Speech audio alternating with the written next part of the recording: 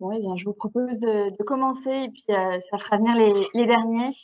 Merci à tous pour votre ponctualité. Ça nous permet de commencer bien à l'heure et de pouvoir de suivre le timing et les contraintes de tous nos agendas. Comme je le disais, l'idée de ce webinaire, c'est de refaire un point sur la convention collective de la métallurgie qui évolue, ça on le sait tous, mais il faut refaire un rappel sur justement les dispositions qui sont à mettre en œuvre pour janvier.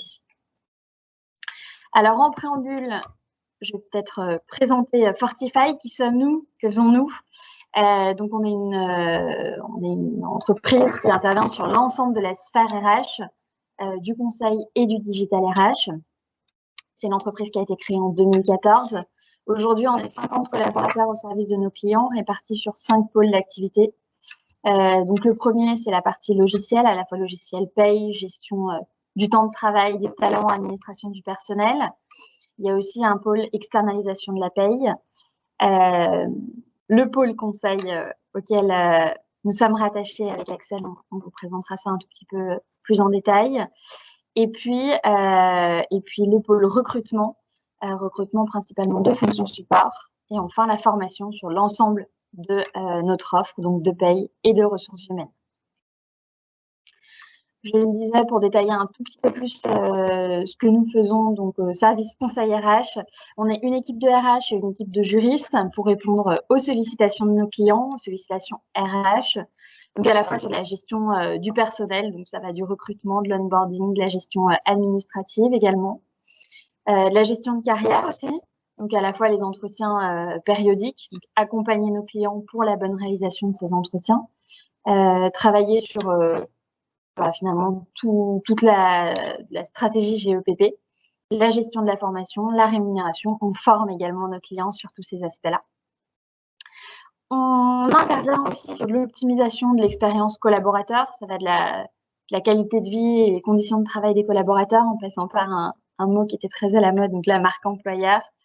Le télétravail aussi, la digitalisation, enfin bon, tous ces aspects-là qui aujourd'hui sont essentiels. On intervient aussi sur le dialogue social, la mise en place de CSE, des audits de fonctionnement, des mises en place d'actions correctives, des accompagnements finalement des dirigeants sur des sollicitations RH du CSE au quotidien. Et puis évidemment, on accompagne la sortie des collaborateurs, en tout cas nos clients, pour faire en sorte que la sortie des collaborateurs soit la plus facile possible. Donc la fin de carrière des salariés, le départ à la retraite, le calcul d'IDR, ce type d'aspect. Et donc, pour me présenter en 2 mots, je m'appelle Clémence Guigal de Chancé, je suis donc dans le pôle conseil RH, de formation RH, de parcours RH avant de rejoindre Fortify. Et donc, on a également des juristes comme Axel. Bonjour à tous. Alors oui, je suis Axel Ancouva, je suis en droit social chez Fortify.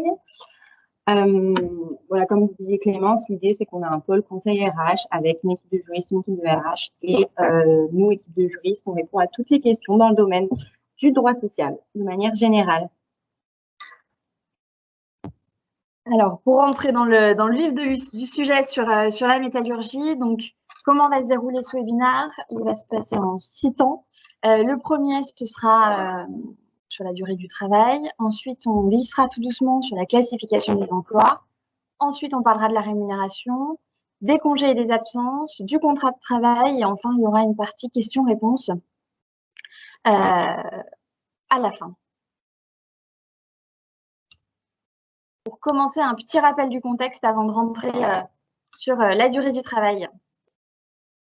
Alors, au niveau du contexte de cette nouvelle convention, nous avons donc actuellement plusieurs accords nationaux, donc l'accord ingénierie cadre et l'accord national.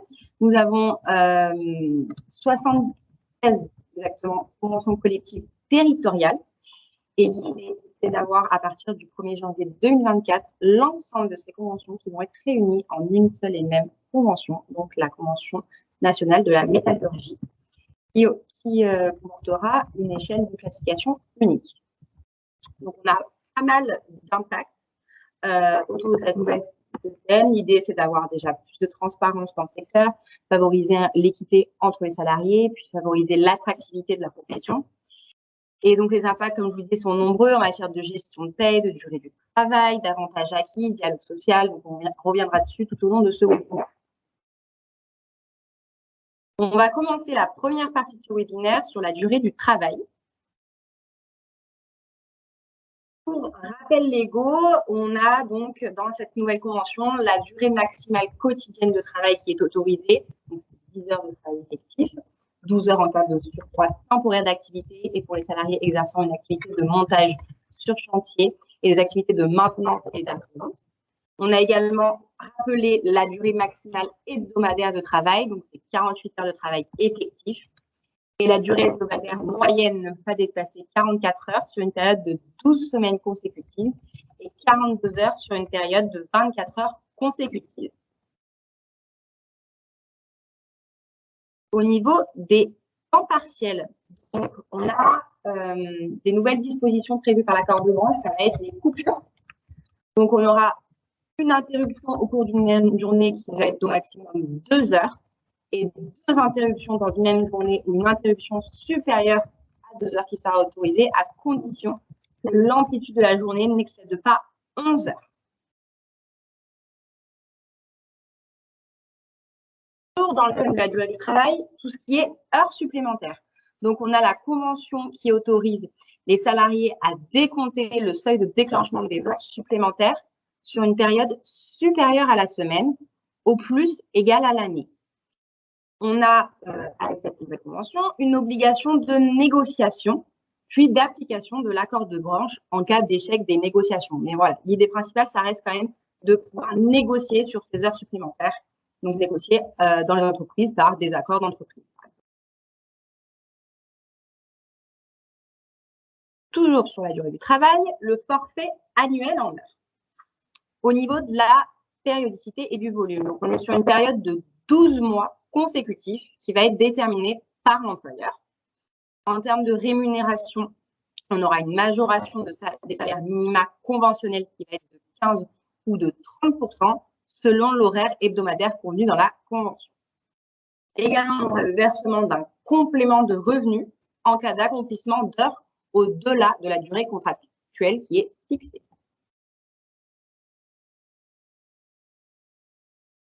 Au niveau du travail de nuit, toujours pour ce qui concerne la durée du travail. Donc déjà, qu'est-ce que c'est que le travail de nuit? Ce sont toutes les heures effectuées entre 21h et 6h du matin. Et travailleur de nuit, le salarié qui accomplit au moins, au moins 2 fois par semaine, au moins 3 heures de travail quotidien selon son horaire habituel, sur la plage horaire de nuit. Donc la plage horaire située entre 21h et 6h. C'est également un salarié qui effectue sur une période de 12 mois consécutive au moins 360 heures de travail sur cette même plage horaire de nuit, 21h, 6h. Les conditions de recours au travail de nuit. Il faut que ce soit nécessaire pour assurer soit la continuité de l'activité économique, soit celle des services d'utilité sociale. Et ça va être pour des emplois spécifiques. Voilà ce qui concerne la durée du travail. Je laisse la parole à Clémence pour ce qui concerne la classification des emplois. Alors, la classification des emplois, on en entend beaucoup parler. C'est une des grosses modifications de cette convention. Globalement, historiquement, il y avait des bassins industriels qui étaient totalement différents, qui avaient beaucoup de différences en fonction de leur périmètre régionaux. Et donc, ça avait des forts impacts pour les entreprises. Évidemment, leur localisation avait forcément beaucoup d'incidence sur le traitement et les habitudes des collaborateurs. En fait, l'idée, c'est que toutes ces conventions territoriales, il y en avait plus de 76, donnent lieu à une convention unique, avec évidemment des dispositions qui varieront, mais l'idée, c'est d'avoir une convention unique qui sera applicable au 1er janvier 2024 pour uniformiser toutes ces pratiques. Alors, globalement, quand je parle de disposition unique, la plus importante, c'est autour de l'aspect cadre et TAM ouvrier, qui aujourd'hui était bien dissocié. Enfin, hier était bien dissocié. Aujourd'hui, donc à partir de janvier, sera déterminé en fonction de groupes d'emploi allant de A à I. Alors, comment est-ce qu'on fait pour savoir si finalement un collaborateur correspond à un groupe d'emploi A, B, C, D, E jusqu'à I? Alors, il faut commencer par recenser tous les emplois de l'entreprise. Ensuite, mettre à jour ou réaliser en fonction de ce qu'il y avait, de la documentation existante.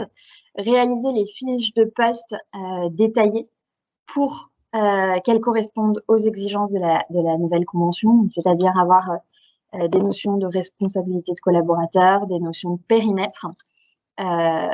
Ensuite, ça permettra de déterminer les classes et les groupes d'emploi.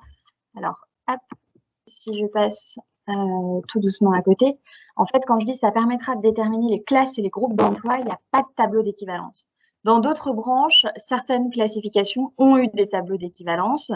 C'est pas le cas dans la métallurgie. On n'a pas de tableau, on a un dispositif qui est totalement nouveau, qui n'a aucun lien avec l'ancien, et donc il faut repenser complètement la classification de tous les salariés. Toute la logique des partenaires sociaux a été justement de repenser l'entreprise en termes d'emploi et donc de refaire l'ensemble des postes de l'entreprise selon 6 critères: la complexité, l'autonomie, l'encadrement, j'en parlais tout à l'heure, le savoir-faire, la contribution dans une chaîne de production et la communication entre les différents services. Pour chacun des critères, il y a des degrés de 1 à 10. Et il faut pour chacun de ces critères, le coter pour savoir le degré que l'on donne à chaque poste. Et donc ensuite faire les additions des chiffres en fonction de chaque collaborateur, de chaque emploi, de chaque classification, pour que chaque salarié finalement ait les informations qui le concernent. En fait, il ne faut pas penser en tant que il faut penser en tant que poste d'emploi, mais pas en tant que salarié. C'est-à-dire que d'un salarié à l'autre, finalement, si les missions au quotidien sont les mêmes, il doit évidemment avoir les mêmes classes d'emploi, les mêmes groupes d'emploi. Alors, on le voit, les cotations nous permettent, on le voit sur ce tableau, nous permettent d'arriver à des nombres allant de 6 à 60, qui donnent des équivalences en classes d'emploi. Ces classes d'emploi nous permettent enfin d'obtenir des groupes d'emploi allant donc de A à I. 9 groupes d'emploi, 18 classes d'emploi et ça nous permettra ensuite, ces groupes d'emploi, de savoir si les collaborateurs sont, je dirais, cadres ou non cadres, même si aujourd'hui, c'est plus d'actualité, mais c'est vraiment de se dire, en fonction de l'autonomie de chacun des collaborateurs, eh bien, il y aura des dispositions spécifiques. Alors, je reviens sur le déroulé. Une fois qu'on a déterminé justement ces classes et ces groupes d'emploi, il y a une information qui est à faire, une consultation auprès du CSE. Ensuite, évidemment, il faudra en informer les salariés. Le début du délai d'analyse des salariés sera d'1 mois. Et ensuite, ils peuvent donc revenir vers l'employeur et exprimer leur retour par rapport à ces informations-là. L'employeur aura ensuite 1 mois pour faire un retour et tout ça doit être applicable à partir sur les payes de janvier 2024. Et si rien n'est fait sur les payes de 2024, elles seront fausses puisqu'évidemment les classifications seront fausses. Axel, je te laisse la parole sur la rémunération. Oui. Alors, au niveau de la rémunération, donc troisième grand thème de cette nouvelle convention, donc on a un barème unique qui est applicable le 1er janvier 2024, toujours cette même date, en annexe numéro 6 de la convention. Donc, comme vous pouvez voir, le tableau nous précise quoi? En fonction du groupe d'emploi, donc comme vous expliquez Clémence, les groupes d'emploi de A à I, en fonction également des classes d'emploi, donc de 1 à 18. On a l'horaire hebdomadaire qui est donc à 35 heures, donc on va avoir une rémunération basée sur cet horaire-là. Au niveau du forfait annuel, donc ça va être soit de 1607 heures à 1757 heures au maximum. Également, le forfait annuel de plus de 1767 heures à 1927 heures au maximum. Et tout en dernier, nous avons les forfaits jours, donc on est sur une base de 218 jours. L'idée, c'est vraiment d'avoir ce barème unique pour que les rémunérations soient toutes cohérentes. Donc, attention, on a effectivement un besoin de cohérence entre les anciennes conventions et la nouvelle. Donc, l'idée, c'est que quand vous appliquez les nouveaux barèmes de rémunération à vos salariés, bien regarder quand même que l'ancienne rémunération du salarié n'était pas supérieure à ce nouveau barème, parce qu'à ce moment-là, il faut évidemment garder cette rémunération qui est supérieure. Il faut toujours garder une cohérence et des garanties de rémunération pour chacun des salariés. C'est très important, c'est le principe d'équité et il ne faut évidemment pas leur baisser leur rémunération. L'idée, c'est juste d'avoir ces minimaux conventionnels qui sont applicables dès le 1er janvier 2024. Concernant la prime d'ancienneté, donc on a quelques nouveautés, notamment donc, pour les non-cadres. Qui est concerné par cette prime? Ce sera les catégories A à E. Donc, ça va être les catégories non-cadres, comme vous expliquiez Clémence juste avant, et également à partir de 3 ans d'ancienneté. Et on a une évolution jusqu'à 15 ans. On a une formule de calcul donc, qui est rappelée dans la convention. Ça va être la valeur du point multipliée par le taux, multiplié par 100 et multiplié par le nombre d'années d'ancienneté. Donc, chaque salarié aura sa prime d'ancienneté. La valeur du point, qu'est-ce que c'est? C'est une valeur qui est fixée par un accord territorial initialement. Si on n'a pas d'accord au 1er janvier 2024 qui fixe cette valeur du point, alors on va appliquer la dernière valeur de point qui était applicable.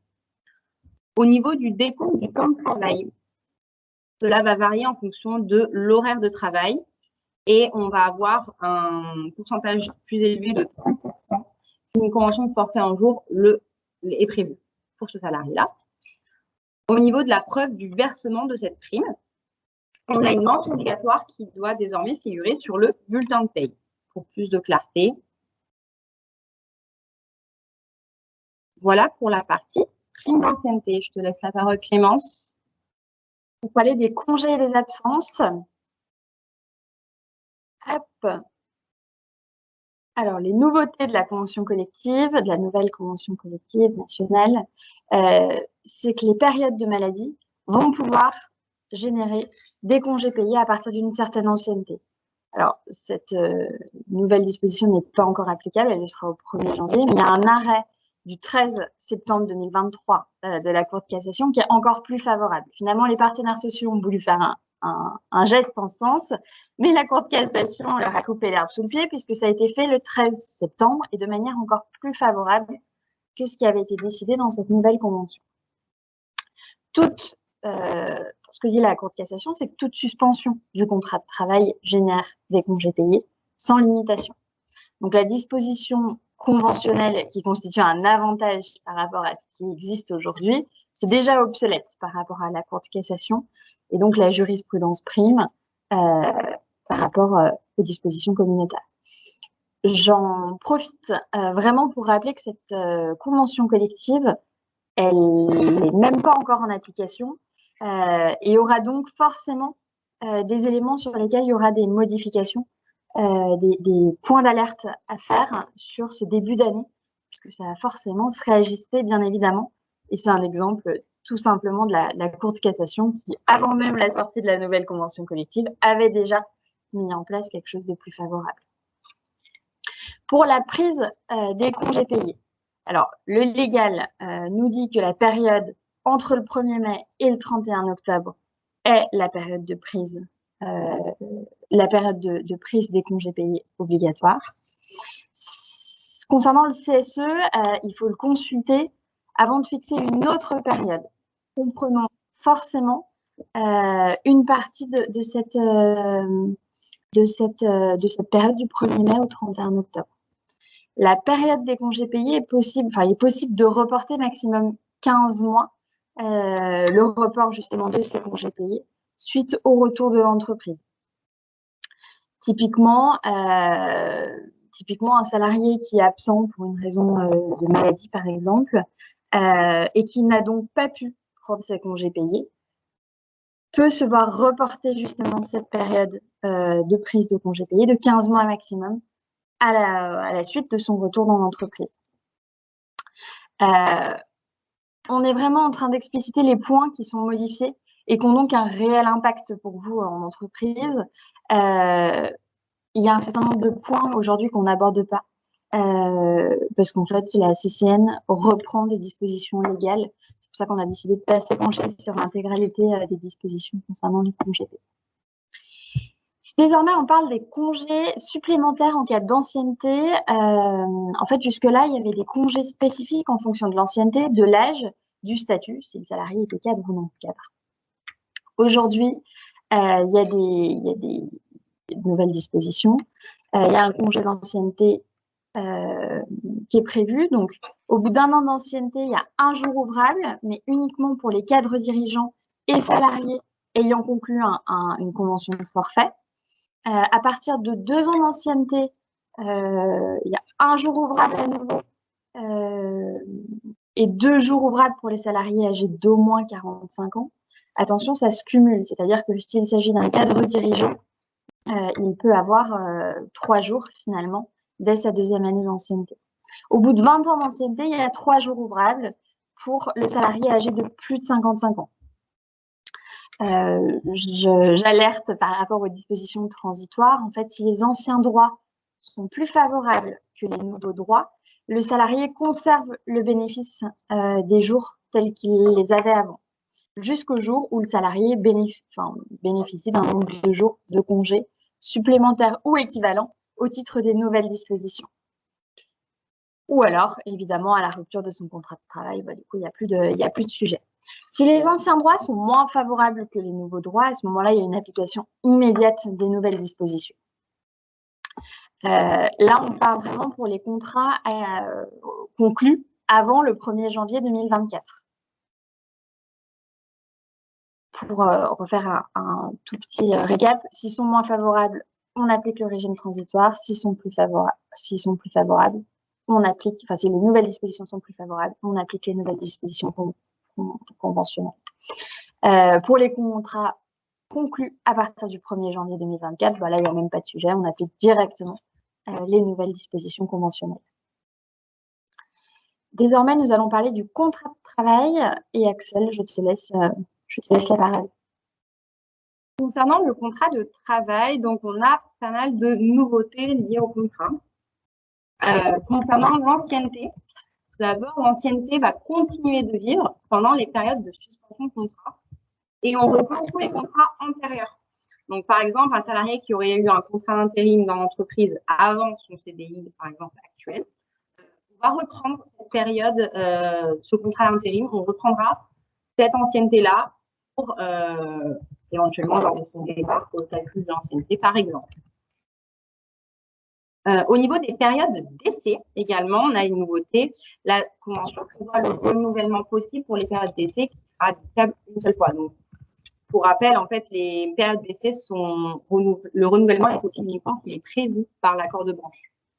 Donc, il est bien précisé pour ce nouvel accord. Et au niveau des périodes d'essai, vous avez un tableau récap qui résume bien tout ce qui est période d'essai en fonction du groupe d'emploi. Donc, entre A et I, on a la durée maximale de la période d'essai qui va de 2 à 4 mois hors renouvellement.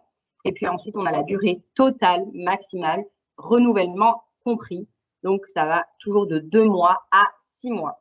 Et le renouvellement, il est possible qu'une seule fois.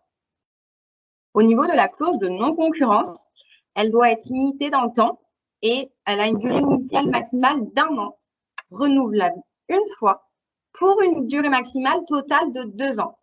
Ce sont des choses qu'il faut bien préciser parce que la clause de non-concurrence, c'est quelque chose qui est vraiment écrit, qui doit être explicité et très détaillé sous peine d'annulation de la clause ou qu'elle ne soit tout simplement pas valable. Toujours dans les nouveautés liées au contrat, au niveau de la clause de délégation de pouvoir, donc ça va concerner les salariés relevant des groupes d'emploi EAI. On a un contenu spécifique applicable à cette clause de délégation de pouvoir et on a également un suivi qui doit être effectué. Donc ça, c'est vraiment la convention qui le prévoit un suivi au niveau de cette clause de délégation, pour voir si elle est toujours conforme. En ce qui concerne la mobilité géographique, donc on a une modification du contrat en cas de changement permanent de lieu de travail. Si le changement de lieu de travail à l'initiative de l'employeur entraîne un changement de résidence, alors on a une prise en charge par l'employeur des frais de déménagement et des frais de transport et d'hébergement du salarié et de toutes les autres personnes du domicile lors du déménagement entre l'ancienne et la nouvelle résidence. La mobilité géographique du salarié peut résulter soit d'une décision unilatérale de l'employeur si le changement de lieu de travail est dans un même secteur géographique, ou une mise en œuvre d'une clause de mobilité qui va être prévue au contrat de travail, également l'application d'un accord de performance collective ou un accord entre l'employeur et le salarié, tout simplement.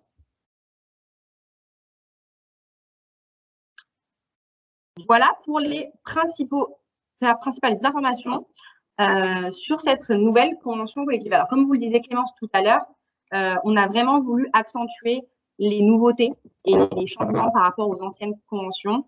Tout ce qui n'a pas été explicité ici, ça va être souvent un rappel des dispositions légales qui va tout simplement être indiqué de nouveau dans la convention. Mais voilà, il n'y a rien de nouveau et rien d'alertant pour vous. Si on fait un petit récapitulatif de tout ce que vous devez savoir, des informations vraiment pour lesquelles vous devez être vigilant, il faut déjà, en premier lieu, évidemment, comprendre les principales modifications, en prendre connaissance, et ça va concerner principalement les changements de salaire, les nouvelles dispositions sur les horaires de travail, les congés, voilà, tout ce qu'on vous a explicité juste avant. L'idée, pour être organisé, c'est de dresser un rétro-planning de mise en œuvre de ces changements. Et à ce moment-là, il faut que vous définissiez le rôle et la responsabilité de chaque partie prenante avec certaines échéances associées à chaque tâche. Également, il faut informer les salariés et puis les élus CSE, si vous en avez, du nouvel accord et puis d'un calendrier de mise en œuvre. Et donc, c'est important, ça va être le dialogue social avec le CSE. Et bien sûr, c'est pour les entreprises qui sont dotées d'un CSE, mais voilà, c'est très important de faire des réunions et de les informer de tout ça. Également, ce qui est important, ça va être de dresser la liste de toutes les fiches d'emploi qu'il faut mettre à jour, avec la description des activités significatives de l'emploi, la nature, l'étendue des responsabilités exercées, la description des relations de travail. Voilà, tout ça doit être explicité dans des fiches de poste qu'il faut absolument mettre à jour. Ensuite, il faut évaluer la cotation de chaque emploi en fonction de la nouvelle fiche descriptive et de la nouvelle classification avec les 6 critères que vous a énoncés Clémence juste avant. Ensuite, en fonction de l'évaluation, on va déterminer la classe d'emploi, le groupe d'emploi de chaque poste et la rémunération associée. Donc voilà, ça c'est vraiment important. Il faut faire un petit récap de toutes les informations qu'on vient de vous donner. Également, réévaluer les grilles de salaire. Donc, prendre en compte ce nouveau barème unique des salaires minima hiérarchiques, analyser les nouvelles grilles salariales, procéder aux ajustements nécessaires pour garantir une conformité avec les nouveaux seuils et les échelons salariaux. Et il faut bien noter sur le bulletin de salaire la classification du salarié dorénavant. Et également, adapter les horaires de travail, donc vérifier si la nouvelle convention entraîne des modifications des horaires, les ajuster en conséquence. Au niveau des congés également. Donc, on va réviser tout ce qui est politique de congés, les mettre à jour, les congés familiaux, les congés exceptionnels, les congés supplémentaires, comme vous expliquait Clémence, évaluer les avantages salariaux, passer en revue les avantages salariaux tels que les régimes de retraite, les régimes d'assurance maladie, les prestations complémentaires. Tout ça, il faut les ajuster si nécessaire pour être en conformité avec cette nouvelle convention. Également, la prime d'ancienneté qui est importante, il faut bien vérifier que ce soit cohérent avec la nouvelle convention. Et ce qui est important également, ça va être de communiquer avec vos salariés, donc les informer de toutes ces nouvelles modifications. Également, organiser, si vous le pouvez, des réunions d'information, envoyer des circulaires, des notes d'information, mettre à disposition des documents explicatifs. Tous les salariés de votre entreprise doivent être informés de cette cotation et de cette nouvelle grille d'emploi. Voilà pour un petit récap des informations à savoir. Il y a des choses à faire. Est-ce qu'on arrive au bout de la présentation que nous voulions, en tout cas les points que nous voulions aborder avec Axel. Certains d'entre vous ont probablement des questions. Est-ce que vous pouvez nous les poser dans le chat et nous reviendrons vers vous d'ici la fin de la semaine avec les réponses qui correspondent et qui peuvent évidemment dépendre de la question que vous aurez posée. J'en profite pour regarder directement si certains posent des questions et pour vous confirmer qu'on les a bien reçues.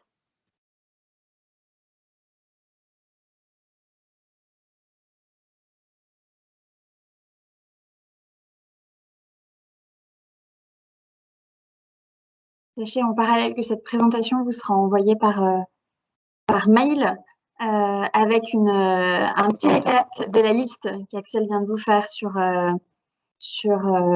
en bref, les actions à mettre en place de votre côté, ou en tout cas être sûr que vous les ayez bien toutes mises en place. Et vous recevrez tout ça dans la journée sur vos boîtes mail avec lesquelles vous vous êtes inscrit pour cette formation.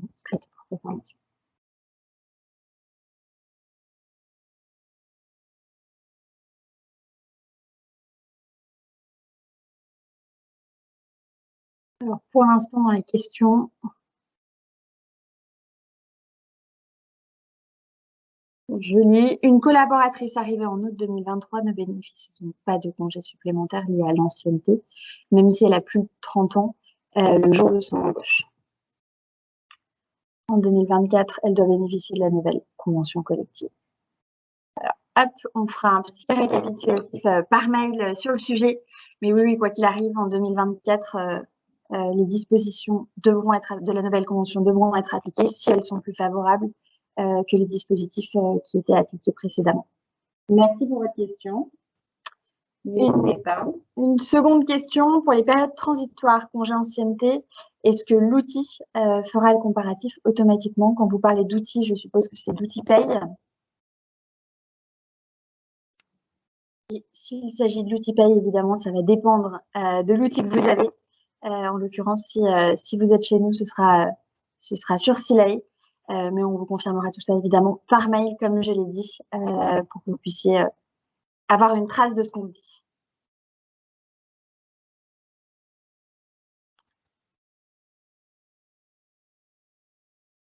Bonjour, savez-vous où se trouvent dans la nouvelle grille de rémunération les articles 36 ou assimilés cadres, pardon, décidément, ayant un niveau, avant un niveau était défini.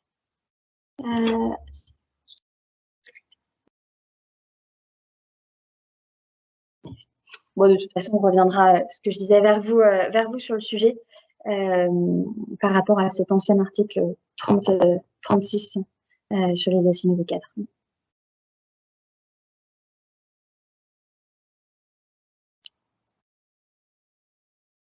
D'autres sont en train de rédiger quelques questions. En tout cas, n'hésitez pas, c'est le moment et on reviendra vers vous par mail pour garder une trace de tout ça.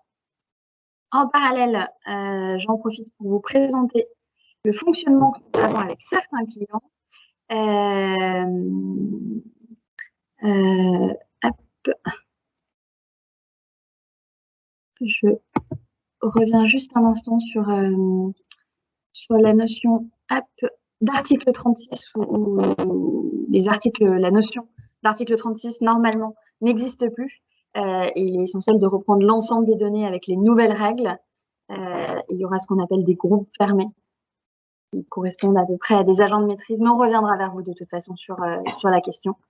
La même question pour les calculs prime d'ancienneté. Est-ce que Silay gérera les périodes transitoires automatiquement? De toute façon, on les fera parvenir à nos experts paye pour avoir une question, une réponse très précise à ces sujets-là.